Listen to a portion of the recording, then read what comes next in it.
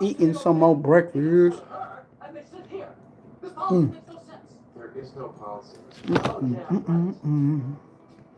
And I'm not a niece like you, balls. Fuck. Damn. Shout out. Join the chat. Ow.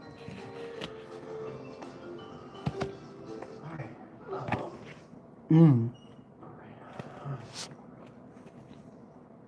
Zero problem. Just have to use the bathroom. I think I have a bad bowl of food out. Oh, you could use a little privacy.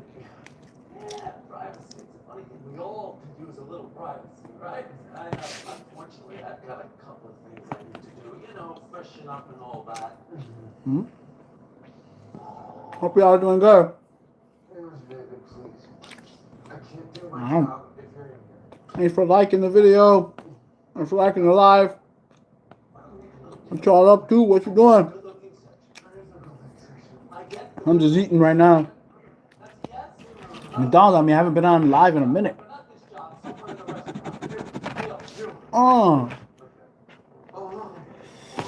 What y'all been up to?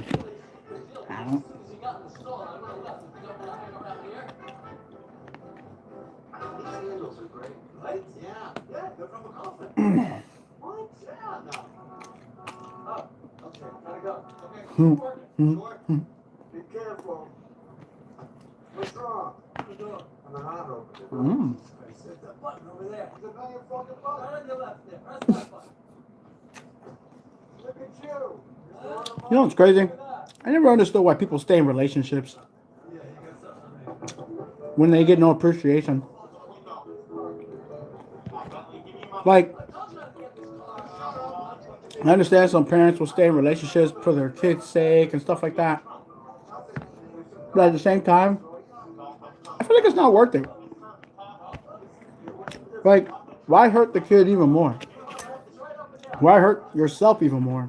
A lot of people get scared. Or they put themselves in a situation they can't get out of. I had this one homegirl of mine. Hey, how's it going? I had this one homegirl of mine. She got with this real abusive guy. And he always kept threatening to hurt himself if he ever left. And she stood. And in the end, he ended up really hurting her. Really hurting her. But the worst part was that she still took him back. No, I'm a Triceratops. Thanks for noticing, though. I guess I'm talking about this because I recently had told someone who was a friend, you know, you're going to get involved with this guy. He seems nice, but I already know he's not a good guy. Don't put yourself in a position where you can't leave. And she unfortunately put herself in a position she can't leave now. Well, she can leave. So correction, she's choosing not to leave. And this guy already hit her. The guy already hit her. All because it was a misunderstanding. I guess the guy thought that she wanted me to be her friend, or I was more than a friend to her. And she told him to unfriend me and block me and all that crap. And I guess she didn't, or I don't know, she erased stuff. I don't know. What I do know is that he found out, he didn't like it, and he gave her a little rap and hurt her, and he did some, he hurt her. He hurt her. And it's kind of sad too, because she kind of seemed like she was the type of person that would stay in an abusive relationship. And I even told her, I'm like, dude, don't stay in a freaking abusive relationship. Don't ever stay in an abusive relationship. I don't give a shit if you're having a baby with the freaking guy. Don't stay in an abusive relationship. Don't let somebody hurt you because they don't get their way. I mean, this guy is real something else. And I told him, I'm like, bro, why? But, you know, Triceratops, I'll rock you off your ground. Yeah, it's just sad. it's just sad people will stay in an abusive relationship. And I don't understand why. I just don't understand. Larry, you come into this house. It's real sad that people will do that to themselves. How much disappointment I have had to live with from the Jets. Especially she's such a beautiful soul.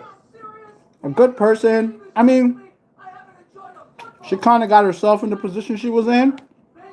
It was kind of like one of those things that the guy was showing her that he cared, he was compassionate, and he was loving, and he lived this modest life, and he's not about that.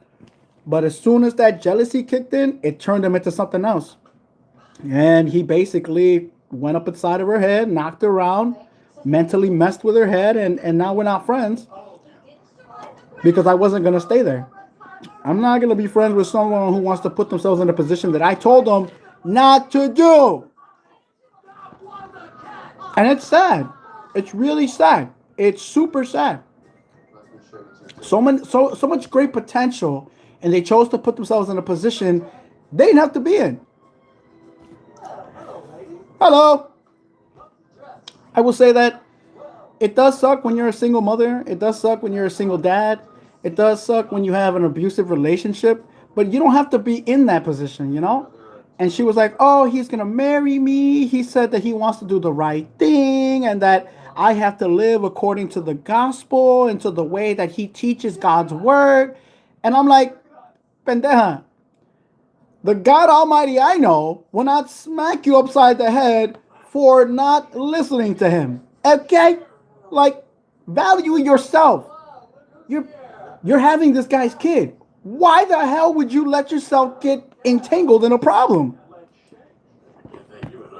You don't have to. People don't realize they have the keys to their own goddamn handcuffs. Walk away. If you know somebody that's in an abusive relationship, if you're in an abusive relationship, get out of it. They are not worth you losing your life because they want to keep you or control you. This goes for man and woman. I had a homeboy who had a girl. He got pregnant. They got pregnant. She was fine before the pregnancy, and then after she got pregnant, she was just something else. She was controlling. She was abusive mentally. She would cheat on him while she was pregnant. I was like, she cheated on you while she was pregnant? He's like, oh yeah, man. She fooled around with like 2 other guys because they were guys that she was sleeping with while they were still together before they had the baby. And I was like, bro, like you need to go get a paternity test because what if that kid ain't yours? And he's like, nah, I'm gonna do the right thing. I offered to marry her. I told her that we could live together and that we would be, I would marry her and everything. Everything would be so good. Oh, we would love each other. Yo, she didn't want it, but she was definitely willing to take his money. She was definitely willing to use his car. She was definitely willing to live in his house while he went to work. And the guys that she fooled around with while she was pregnant went over to the house. That's what's insane. It's wild. It's like, what the front door? Who does that? Well, I don't know, man. All I know is it's sad when you have to put yourself at 18. Oh, I got to wait till it's 18. No. You get out. I don't give a shit if you have to live in your car.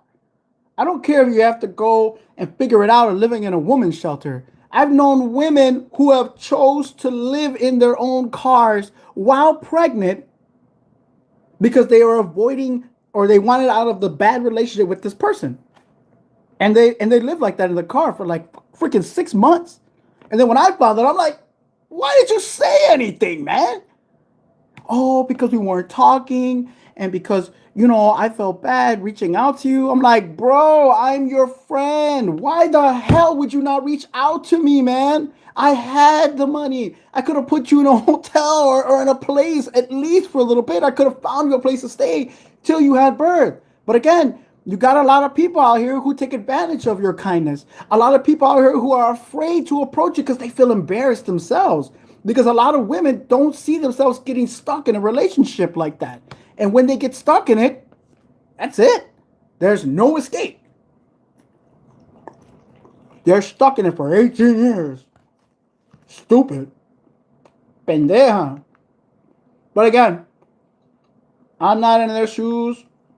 I don't know what it's like to be in an abusive relationship. I know what it's like to be taken advantage of in a relationship. I know what it's like to be lied to and to be betrayed in a relationship. But what I don't appreciate is that you give somebody an option, or you give somebody a chance to to see things differently, to do things differently, or at least to just to be a little happier in life, and they rebuff you because, oh, I don't want to be with you. I don't want to be with you. You're not the one I want to be with. Like, look at, man, you don't have to love me, all right? At the end of the day, I just don't want you to be in a position where you don't need to be in. But they choose. They put you backwards and they say, no, no, no, no, you just want something from me. Like, bro, listen, you're pregnant.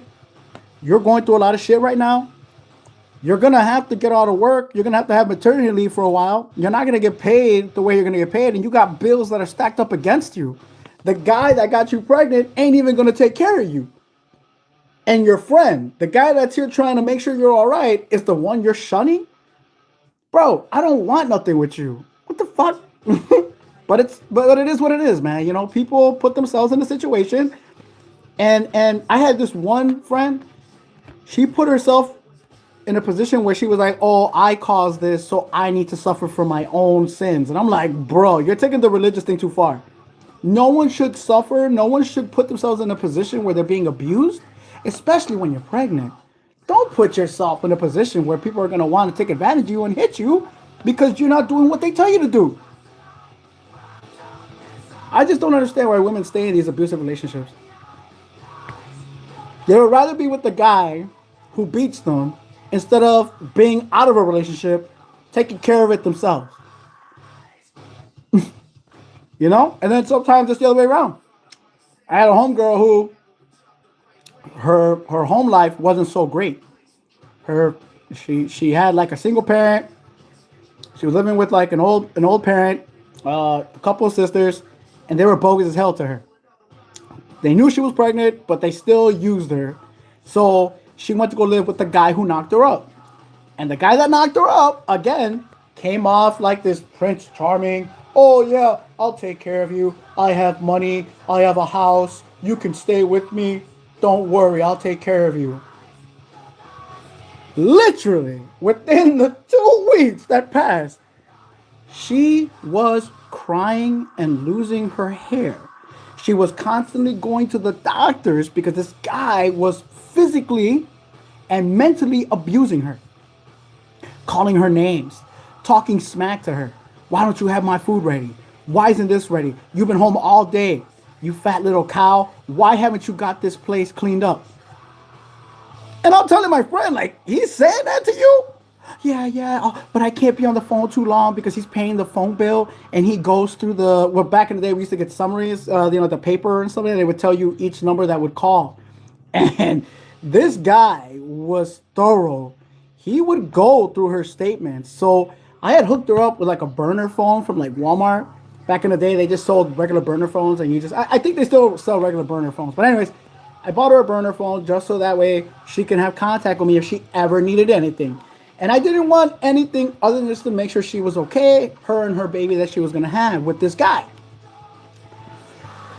Well, the pendeja, I don't know why, but she didn't keep her phone secure enough, the phone that I gave her, and the guy found the phone. He called the only number that was on there, and I answered it, not thinking anything other than like, hey, what's going on? What's going on, Jenna? And then he's like, yo, who is this? I'm like, man, who is this? He's like, yo, man, who is this, mother effer? You talking to my girl? You talking to my girl? I'm like, yo, man, I don't know what you talking about, man. I don't even know who you are. Who is this? He's like, oh, you about to find out. You about to find out. And then I hear old girl in the background. She runs in. Oh, what are you doing? Why are you going through my stuff? And all of a sudden you hear him, what the hell? God dang it. You just hear things, a commotion. So, I don't know where she lived. I didn't know where this guy stood because I knew he stood somewhere in Indiana, but I just didn't know where. But I couldn't help her. So I felt powerless and I felt horrible. Fast forward, that was the last time I talked to her. Fast forward, I ended up finding out through a mutual friend that day led to him getting locked up and going to jail because he flipped out. He assaulted her, kicked her down a flight of steps. Luckily, she survived, and so did her baby. She made a recovery. The baby was born, fine and everything, but the guy was in jail. So, catching up to my mutual friend, he ended up saying, well, she ended up taking the guy back. And I was like, oh my God. She took the freaking guy back who beat her ass and threw her down the stairs while she was pregnant with their kid? Wow. You're freaking kidding me, right? Nah. Are they married? Nope. Is he still treating her a certain way? Yup. So take it from the almighty line here. Get out of those abusive relationships. Stop going back to the people that hurt you because they don't love you. They just want to keep you because they don't want you to leave them. Why? I have no idea. Super sad. And I had a poor friend who died to that too. The guy was bogus. That was funny too because, well, it wasn't funny. But what I mean is that the situation happened the same way. I don't know why some of my homegirls, they tend to get themselves in these situations they don't need to be in. But they do. And it's sad. Super sad. Y'all in the live, say what's up, say hi, where y'all from? Hope you're having a good day. I'm just over here eating some food. Saving some bits aside for my doggy. My Oso's gonna want some. But yeah, it's sad. It's super sad. Just please, if you know somebody who's in an abusive relationship, man, don't get involved, one. Because they're not going to choose you. They're going to choose the guy. Since I've been alive, and since I've had friends who were like that, it's only led to more and more problems for them. One time, the friend that I was really close with, my book Nocturnal, the one I wrote about, that I self-published, it was one of the inspirations that led me to write the book. Now, this guy didn't beat her, but he did something worse. He killed her. And it was very sad, but was even more hard for me to go through was that when I met the boyfriend, I knew he was bad. I knew he was a bad guy. And I knew he was going to get her killed. And I even told her the first day I shook his hand, I looked at him to his face in front of my friend. And I said, I don't like you. You're going to kill my friend.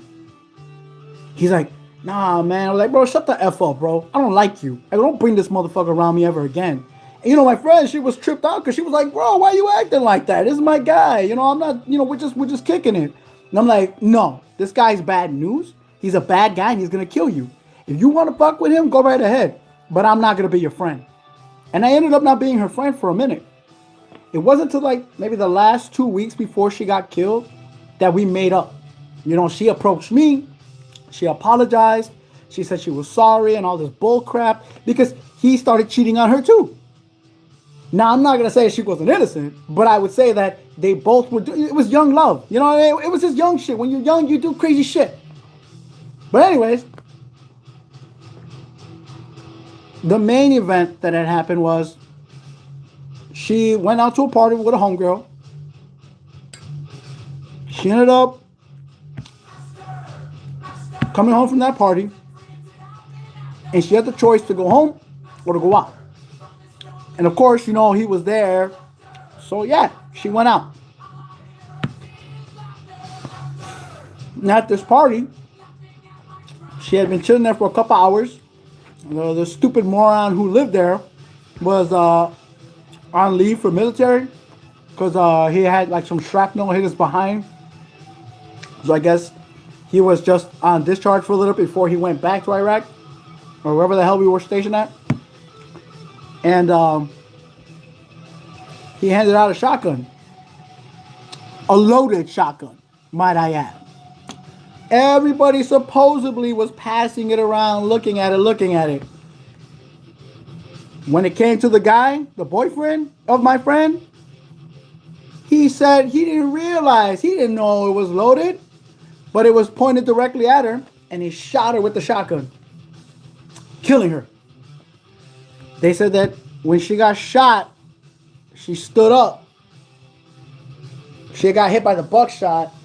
She was a distance away where it got her, but she was close enough to where the majority of it went up to her chest.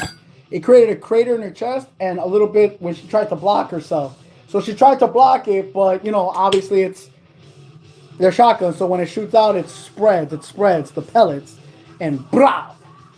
They said she got up, she touched her shit, and then she just fell down dead. The boyfriend went to go and like, oh my God, you know, try to resuscitate her, try to bring her back to life, but she was dead. She was dead. So I'm a pretty good judge of character. When I feel like somebody's not good for you and somebody's bad for you, I tell you. And if I know beforehand, I tell you too. And that's what hurt me the most. That's what really, really messed me up for a long time, was that I knew my friend was going to get killed. And I told her not to mess with this guy. And this was in the summertime when I told her that.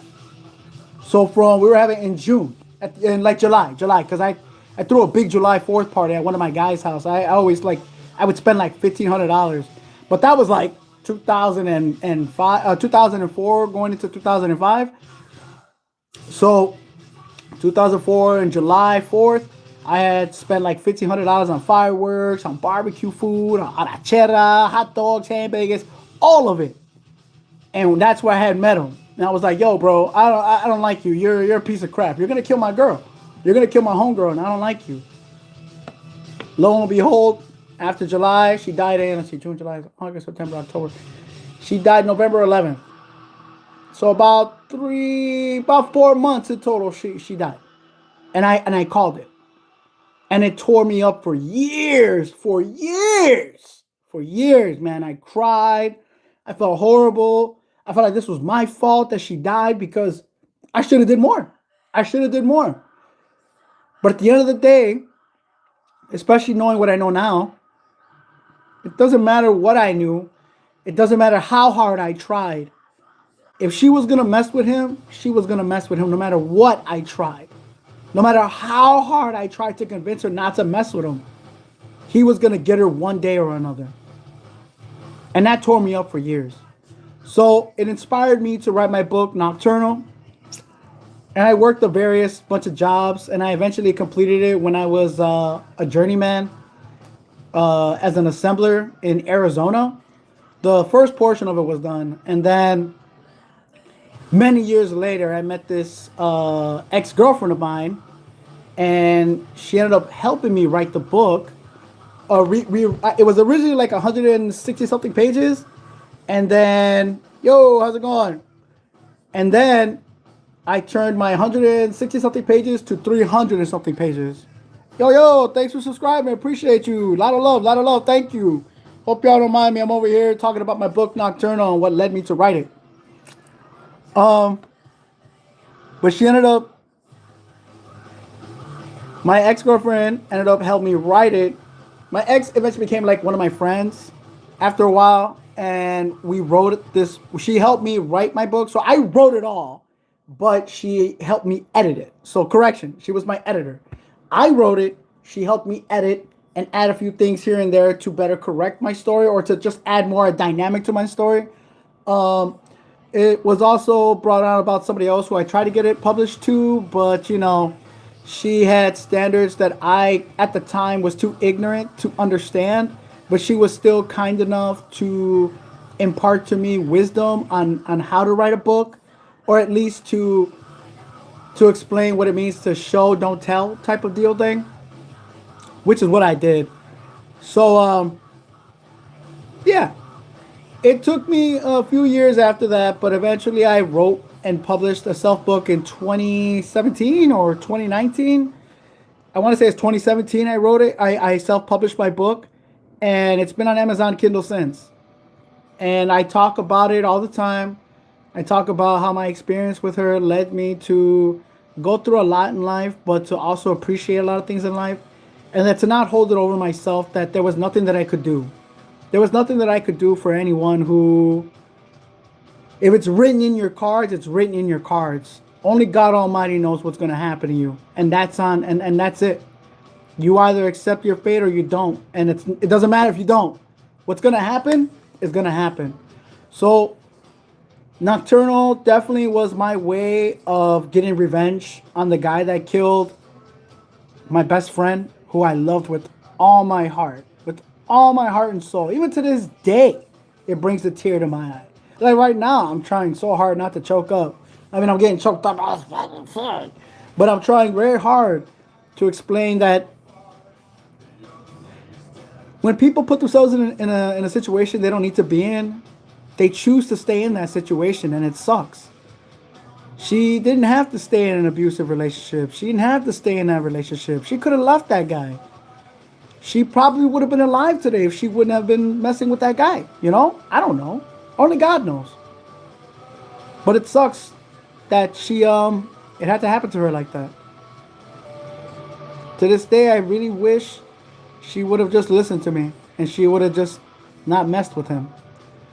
But who am I to tell what someone should do and who should they love, you know?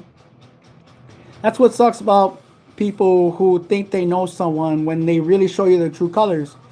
I had a video on here that I posted today talking about people's true colors. They show you who they are. There are plenty of guys who come up out of nowhere to women and be like, oh, I'm that real guy. I'm that good guy to you. I'll treat you better than your ex. I'll treat you better than your next. You know, blah, blah, blah. And then within a couple weeks, they show themselves who they are. Narcissistic, abusive, ready to jump at you because they're jealous. Like I said, it's insane. You meet these guys that just, they have to have control of their women, or if they don't, they lose it. You know what? Why do you have to kill somebody because she doesn't want to be with you no more? You can't handle the fact that somebody doesn't want to be with you because you're a piece of shit? That says more about you than it does the woman. But you're going to keep her locked up because it's my way or the highway. You're married to me, so you got to do what I tell you to do because I'm the man. No. We're all human beings. We're all individuals who deserve our own choices in this life to make. It doesn't matter if you get knocked up by somebody who then tries to commit to you. You either know that that person is going to do good and give them a chance. As soon as that person shows you who they are, get the fuck out of it. Don't get stuck in a position where you can't get out. That's it. Osho! Hold on, y'all. I'm going to feed my doggy real quick. You want that, my dog? Come on, get up. Y'all want to see my dog? Osho! Say hi. Whoa, whoa, whoa. Sit. Relax. Good boy. Yeah, he and I tend to share meals, so apologies. But yeah. Nocturnal was really one of those books that I wrote that did take a lot out of me because I relived the past, and even in the present, I had friends who were just stupid enough to stay in relationships with men who didn't love them. They just wanted to control them, and that's what happened to them. They either got killed, they're still married and getting treated like a doormat. I eventually had a couple homegirls who saw the light, let the guy go, and just went about their life as a single parent. Eventually they found a man that loved them and didn't hurt them, but loved them and cherished them so much. I get why a lot of women stay in these abusive relationships. I know I've been saying, I don't get it. But to some degree, I understand. I just don't know. I don't know what it's like to treat a woman very badly. I don't know what it's like to take a choice from a woman who's pregnant. I do know that I've been taken advantage of.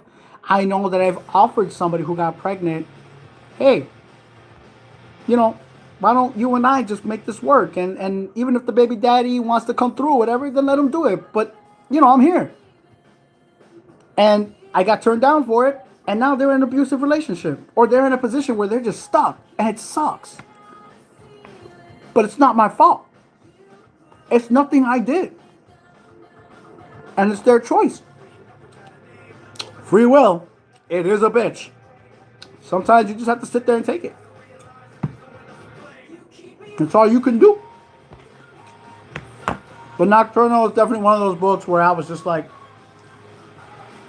reliving the past. Definitely dealing with a lot of pain. Accepting the fact that life is what it is and you have to make the best of it. Took me a long time, but I'm here. I'm happy. I'm living life the way that I want to live it.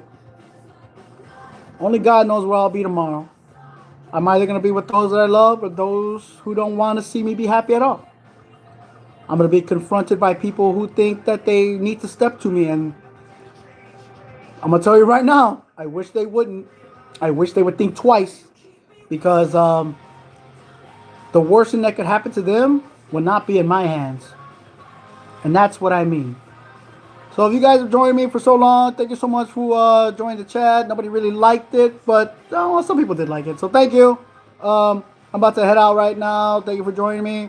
The book is called Nocturnal. It's on Amazon Kindle. It's by your boy, the Almighty Lion, a.k.a. Leon Cepeda. It's in my posts. They're on my videos. Check it out. Throw me some likes. Throw me some loves. Throw me a subscribe. Follow me. Give me some love. If anything, I'll probably be on here later on today, depending how it goes. So yeah, have a good one, y'all. Thanks for joining. Thank you for subbing, man. I really appreciate it, Chi-Town. Shit's gamer rolling. Thanks, man. Appreciate y'all. Y'all have a good one. Bye.